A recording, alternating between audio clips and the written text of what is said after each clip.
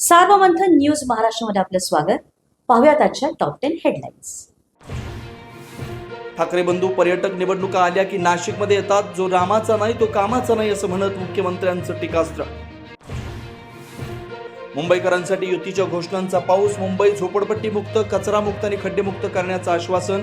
पाणी टंचाई दूर करण्याचा फडणवीस आणि शिंदेंचा वचननामा. मुंबईमध्ये 30 ते 35 लाख परवडणारी घर बांधणार. मुंबई बाहेर गेलेला मराठी माणूस परत आणणार. युतीच्या वचननाम्यामध्ये आश्वासन. तर बेस्ट बसमध्ये महिलांसाठी 50% सवलत देण्याचंही वचन. तुमचं मत शिवसेनेला की रशीद मामूला? संभाजीनगरमधल्या सभेतून एकनाथ शिंदेंचं नाव न घेता उद्धव ठाकरेंवर घणाघात.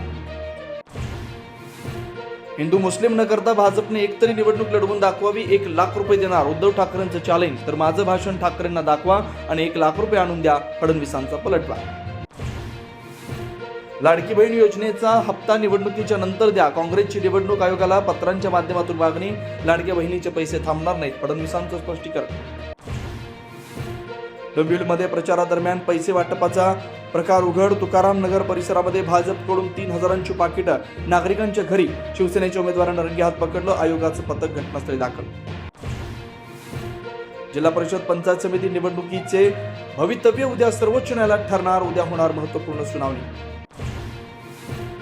जिल्हा परिषद पंचायत समिती निवडणुकीची घोषणा मंगळवारी होण्याची शक्यता. 10 फेब्रुवारी पूर्वी निवडणुका पूर्ण करण्याची हालचाल. सार्वमंथन न्यूज महाराष्ट्राला लाईक करा, शेअर करा, सबस्क्राईब करा.